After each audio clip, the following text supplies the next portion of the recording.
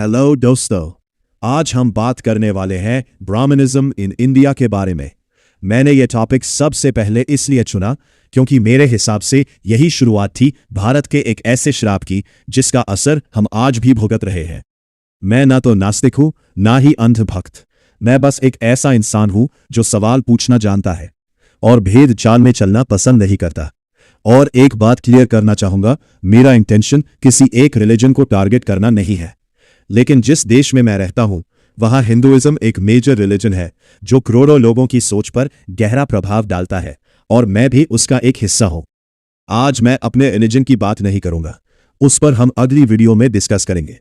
इस वीडियो का पर्पस है अवेयरनेस, ना कि धर्म विवाद। सबसे पहले हम समझेंगे क्या असली ब्राह्मण वैसे ही है जैसे आज के ब्राह्मण, और अगर नहीं तो इतना बड़ा बदलाव आया कैसे। ब्राह्मण शब्द संस्कृत के रूट वर्ड ब्रिस से आता है जिसका मतलब होता है एक्सपैंड होना, ग्रो करना।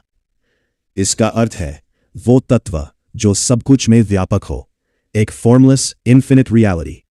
ये जेंडर स्पेसिफिक भी नहीं है, महिला भी ब्राह्मण बन सकती है।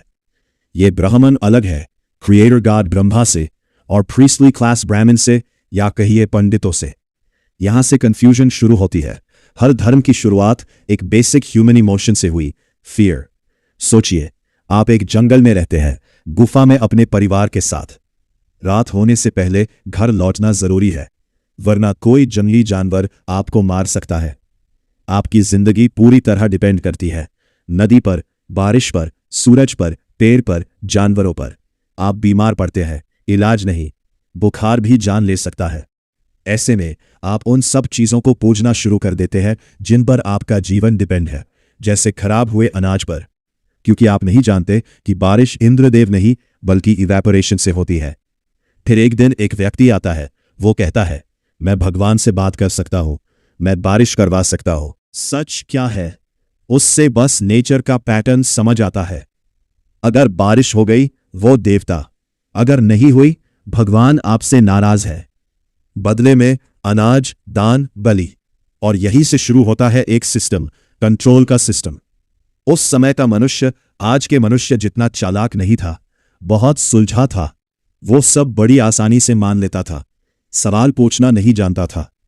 यह सिस्टम धीरे धीरे एक आइडियोलॉजी बन गया, ब्राह्मणिज्म। शुरुआत में ब्राह्मण वो लोग थे जो सब कुछ छोड़कर सच की तलाश में निकल पड़ते थे और भिक्षा से जीवन चलाते थे। लेकिन धीरे धीरे जब बिना मेहनत के रिस्पेक्ट और रिसोर्सेज मिलने लगे तो इंसान की फितरत बदलने लगी। एक बार अगर किसी की बात सच हो जाए तो पूरा गांव उससे भगवान का रूप मान लेता है। फिर क्या होता है? राजा उससे अपने कंट्रोल में लेता है, क्योंकि वो मैसेस को कंट्रोल करता है। क्योंकि उस समय राजा महाराजा नहीं हुआ करते थे, जनपद महाजनपद बनना शुरू हुए थे और उन्हें चाहिए था कंट्रोल, और वो थे उस समय के ब्राह्मण जो उन्हें ये उस समय आसानी से दिला सकता था। इसलिए राजा उन्हें जमीन, पद और पावर देता है, और जो व्यक्ति सब कुछ त्याग चुका था वो अब बन जाता है जमींदार, मंत्री, पावर होल्डर। फिर आता है सबसे बड़ा स्टेप, वर्ण सिस्टम। सोसाइटी को 4 वर्णों में बांट दिया गया। लेकिन ध्यान देने वाली बात, जिन्होंने सिस्टम बनाया वो कभी नीचे नहीं आए।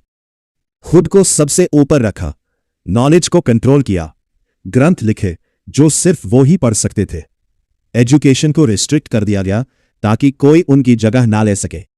राजाओं के साथ अलायंस बनाया गया, शादियों के थ्रू अपनी बेटियों से उनकी और उनकी बेटियों से अपनी शादी के थ्रू, क्योंकि जो वो कहेंगे वही आम आदमी बिना सवाल पूछे मानेगा। अब वो भगवान के लिए सब कुछ त्यागने वाले से खुद भगवान बन गए थे। मंदिर बनवाए गए और राजा को कहा गया अपना खजाना मंदिर में रखो, क्योंकि अगर बाहरी हमला हुआ मंदिर सेफ, अगर राजा मर गया खजाना उनका। धीरे धीरे शिक्षा सिर्फ उनके पास, पावर उनके पास, इतिहास लिखने का अधिकार भी सिर्फ उनके पास। और सोसाइटी में डिवीजन इतना गहरा हो गया, कुछ लोगों को पढ़ने तक की इजाजत नहीं, कुछ को छूने तक से माना, और यही से एक ऐसा सिस्टम बना जो पीढ़ी दर पीढ़ी चलता रहा। आज सवाल यह है, क्या आज के ब्राह्मण वैसे ही है जैसे असली ब्राह्मण थे, या फिर सिस्टम ने उन्हें कुछ और बना दिया?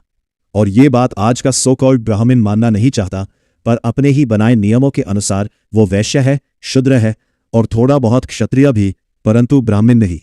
आज एक कम्युनिटी का लालच ही था जो हमारा देश इतना इनकम इनइक्वालिटी से जूझ रहा है। 3% होकर इस देश का 20% इनकम कंट्रोल वाली ये कम्युनिटी आज भी अपना लालच छोड़ने को नहीं तैयार। कुछ इंसानों के लालच में देश में एक ऐसा बीज बोया जो आज भी इस देश को खा रहा है। आज भी इन्हें पॉलिटिक्स में रहकर देश को कंट्रोल करना है, अपने को सुपीरियर दिखाना है और उन पुरानी सभ्यताओं को जागरूक रखना है जिसमें उन्होंने खुद को 3500 सालों से सबसे ऊपर रखा है। ये वीडियो ब्राह्मण को हेट फैलाने के लिए नहीं है, बल्कि लोगों को ये बताने की है कि आप चाहे जितनी भी संपत्ति इकट्ठा कर लें, जितना भी पावर में रह लें, अगर आप देश को आगे नहीं बढ़ने देंगे तो खुश आप भी नहीं रहेंगे और 3500 सालों तक भी नहीं। देश हित की सोचिए, अपने हित की तो आपने 3500 4000 सालों तक सोच ली। अगर आपको ये वीडियो थॉट प्रोवोकिंग लगा हो तो लाइक करें, शेयर करें और चैनल को सब्सक्राइब करें। अगली वीडियो में हम बात करेंगे हमारे ट्रू रिलीजन और उसके सच के बारे में। क्या था हमारा ट्रू रिलीजन ब्राह्मणिज्म से पहले? तब तक के लिए सोचते रहिए, सवाल पूछते रहिए, इंसान बनिए, जाति नहीं।